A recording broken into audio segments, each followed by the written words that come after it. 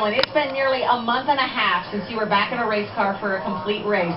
Number one, how do you feel? I'm tired. I mean, just worn out. This is a tough, grueling race, so there's nothing to hang our heads about.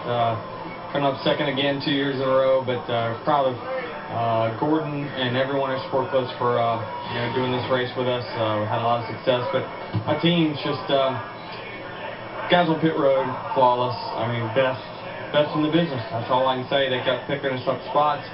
I kept doing my part on the track, and we need a 600-mile race. We'll get that in a few weeks. You be ready for a 600-mile race? Yeah, Charlotte, believe it or not, the 600-miler is not as grueling as this racetrack. You have to stay so mentally tough for so long, on top of the physical stuff that you got going on, that it's tough to overcome, and luckily it was a good day for us. If there was any question, he put his doubters to rest. Denny Hamlin is most certainly back. Steve? Well, Krista, Casey Kane has just debriefed with Rick Hendrick, and Casey, we're taking a look at what happened between you and Kyle Busch. From your point of view, what happened? We were racing hard. I had a great time winner Kayla Chevrolet, and I cleared him, getting into three, so I had the outside, and then I saw he entered so early, I knew he was going to not be able to turn when we got to the corner. And I was going along, next thing I know, I was spinning, so I felt really good, and the car was getting better and better as the race went. They had to make a lot of adjustments and things, but I don't know, 3 times this year me and Kyle have been, had contact, and I've had chances, capable of winning cars, so it's disappointing on the point side and on, not winning some of these races, but, that was close race, and he entered so early, and he's just going straight for the corner, so, whether he hit me or just blew the air off, whatever it was, he blew his entry, and I'm not real sure what he was thinking on that. All right, thank you, Casey. Appreciate your patience. Let's go back to Krista.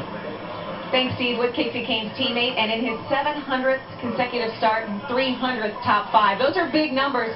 What did you need in your car to get the biggest number to win tonight? Well, I was excited that Darlington was going to be that 700th start, and this team was ready to go out there and do battle, and that's what it takes at this tough racetrack. And really proud of this Pro-Max Pro Chevrolet team. I mean, I thought Alan called a great race. We made the right adjustments at the right time and got good track position with tires there at the end and had some good restarts. So, we needed track position. I thought our car was actually pretty fast there at the end. But I don't know, we just couldn't quite get it. We were always balancing between tight, loose, and right there at the end was about the best the car had been, and it took off really good, but it started getting tight on me, and then Jimmy started catching us. So I think that's about the best we could have asked for, but you always want to get out and clean traffic and see what it'll do. Congratulations on those numbers. Chris? Thanks, Krista. Those 300 top 5s moved Jeff Gordon to within 1 of time for 3rd all-time. But Matt Kenseth, at age 41, a rebirth with Joe Gibbs Racing, his 3rd victory of the year. More from Darlington in a moment. 27th career win for Matt Kenseth, and checking the results here, impressive. The podium finish with Michael Waltrip, Chris Myers. How much did the Casey Kane move take out of Kyle Busch towards the end? I don't think it affected his car any. If there was contact, it was slight. But Chris, you're right on the edge of control there. Casey Kane didn't like the way that Kyle entered the corner. Felt like he blew him around if he didn't hit him around. But great recovery for Kevin Harvick. Got a lucky, got a wave around, lost a lap, and got it back. Finished top 5. And what about Juan Pablo? We saw this team emerging as a contender this year. This continues that trend.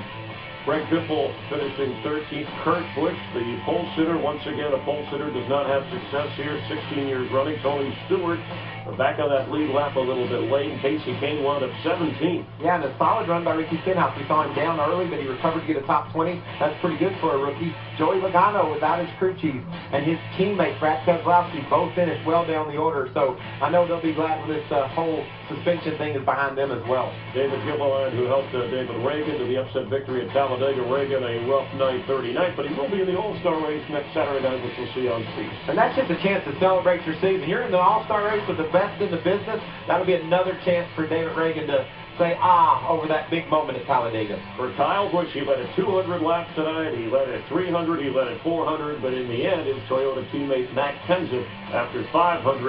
And that took Matt Kenseth as he hugs his wife in celebration. He went from 11th in points to 4th after that appeal. The final appeal was amended. Now he's up to 3rd, which is the best that he's been this season.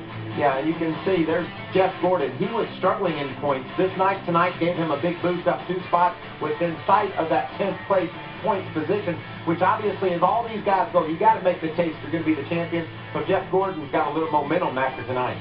And the second wave of that, Martin Truex Jr., Greg Biffle on the doorstep. Biffle was the points leader at this time last year, and Joey Logano having to make the adjustment with his crew. Look where Tony Stewart is still looking for that first victory of this season, as Kenseth already has through. Well, at least we're gaining a little momentum if you're Tony. He ran well the last couple of weeks, and he's got a long way to go, but he's running better. The Fords struggled tonight. Not only Biffle, but Carl Edwards being the only Ford inside that top 10, so they had some problems here.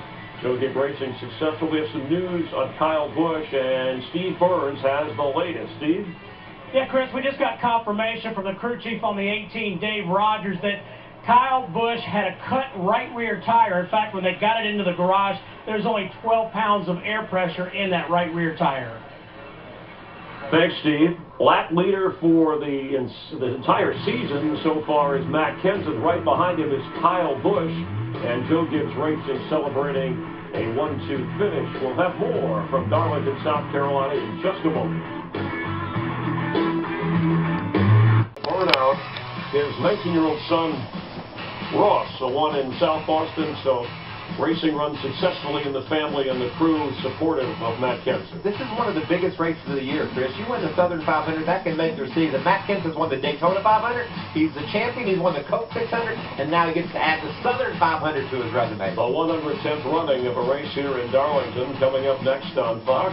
Stay tuned for late local news. Also, we want to congratulate our audio crew, Fred Aldous, Ben Althoff, and Kevin McCloskey for picking up an Emmy for their NASCAR on Fox coverage. The All-Star race on Speed a week from tonight.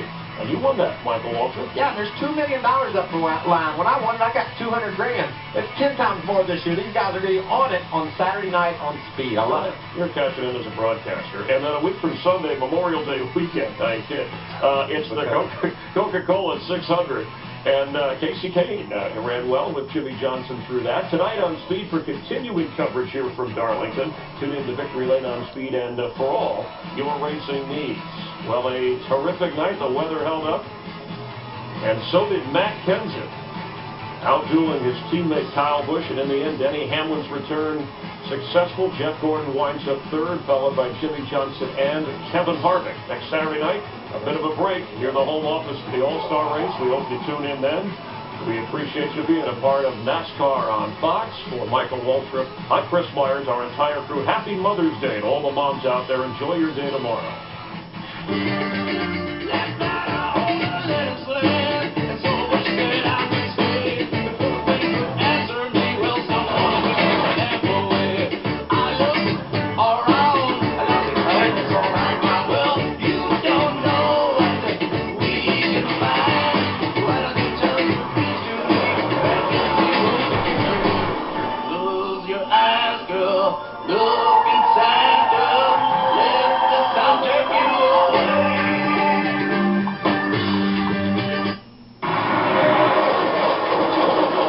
Maybe you know who we are, but do you know who we really are? We're ladies. And not so gentlemen.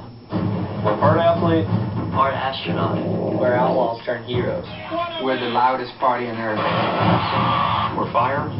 We're smoke. We live at the corner of Mayhem and Maine, Where anything can happen. Usually does. This copyrighted telecast may not be reproduced, retransmitted, or used in any form without the authorized written consent of NASCAR Broadcasting. NASCAR would like to thank all of our loyal fans for your continued support, and we hope you enjoyed today's broadcast.